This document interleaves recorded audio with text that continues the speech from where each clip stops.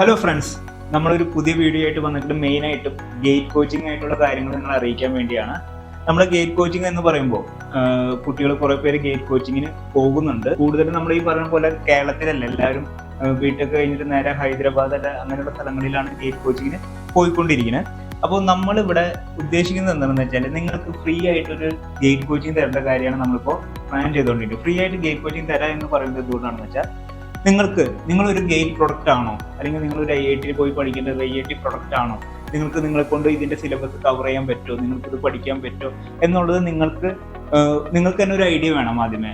അതിനു വേണ്ടിയാണ് നമ്മൾ ഈ കോച്ചിങ്ങിന്റെ ഏറ്റവും ബേസ് ലെവലിൽ നിന്ന് കംപ്ലീറ്റ് ക്ലാസ്സുകൾ നമ്മൾ നിങ്ങൾക്ക് വേണ്ടി പ്രൊവൈഡ് ചെയ്യാൻ പോകുന്നത്. അത് ഈ പറയുന്ന വെള്ളിയാഴ്ച മുതൽ നമ്മൾ സ്റ്റാർട്ട് ചെയ്യാണ്. വൈകിട്ട് 6 മണിക്കാണ് നമ്മൾ സ്റ്റാർട്ട് ചെയ്യണത്.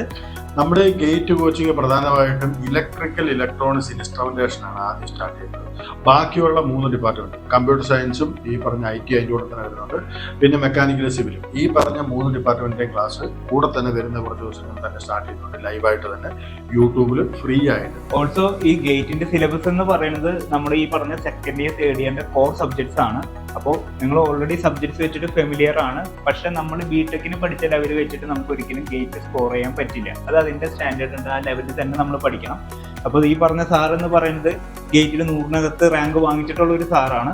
അപ്പോൾ പുള്ളിക്കാരൻ പറഞ്ഞു തരും നിങ്ങൾക്ക് എങ്ങനെ പഠിക്കണം, എന്തൊക്കെ പഠിക്കണം, അതിന്റെ ഫുൾ കോച്ചിങ്. ഇത് ബിടെക് പഠിക്കുന്നവർക്കും ഗേറ്റിനുള്ളവർക്കും രണ്ടുപേർക്കും വളരെ ഉപകാരമായിരിക്കും. എന്തായിരുന്നാലും ഒരു കാര്യം ഉറപ്പാണ്, ഒരു 20%, 5 പേരിൽ ഒരാൾ മാത്രമാണ് എറൗണ്ട് നമ്മുടെ ഈ ഗേറ്റിൽ നിന്ന് പാസ്സാകാറ്. അത് ഏകദേശം എല്ലാ ഡിപ്പാർട്ട്മെന്റിലും ചെയ്യുന്നുണ്ട്. പക്ഷെ ഒന്നുണ്ട്, വളരെ സിസ്റ്റമാറ്റിക് ആയിട്ട് ഡിസിപ്ലിനോടെ പഠിക്കുന്നവർ വളരെ എളുപ്പം തന്നെ പഠിച്ചെടുക്കാവുന്ന ഒരു പരീക്ഷ തന്നെയാണ്. ഈവൻ ഞാൻ പറഞ്ഞല്ലോ, ഞാൻ 100-ന്റെ അകത്ത് റാങ്ക് മേടിച്ചിട്ടുണ്ട്. ആദ്യം 90 ആണ് കിട്ടുമെങ്കിൽ ആദ്യത്തെ തവണ 1500 റാങ്ക്, നെക്സ്റ്റ് ടൈം 90, 120, പിന്നീട് എല്ലാ വർഷങ്ങളിലും 1000-നകത്തൊക്കെ റാങ്ക് വരാറുണ്ട്. ഈ പറഞ്ഞ കൊറോണയ്ക്ക് മുമ്പ് വരെ എല്ലാ വർഷവും ഞാൻ ഈ പരീക്ഷ എഴുതാറുണ്ട്.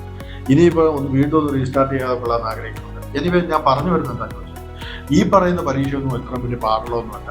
വൃത്തിയായിട്ട് കൃത്യമായിട്ട് സബ്ജക്റ്റ് പഠിക്കാൻ താല്പര്യമുള്ളവർക്ക് നമുക്ക് പാസ്സാകാവുന്ന ഒരു എക്സാമിനേഷൻ.